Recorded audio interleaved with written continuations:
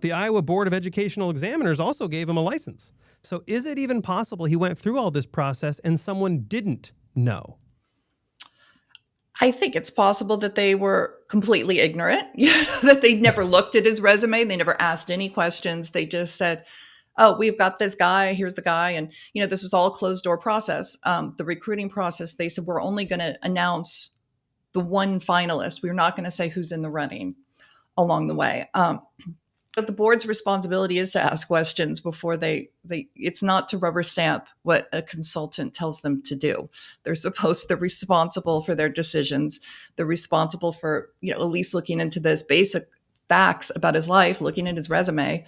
One point I wanted to make is I'm not sure the board keeps trying to point fingers, or at least, Jackie Norris, speaking as the chair of the board, points fingers elsewhere and points at the state who gave him the license. I'm not sure what the licensing is supposed to check.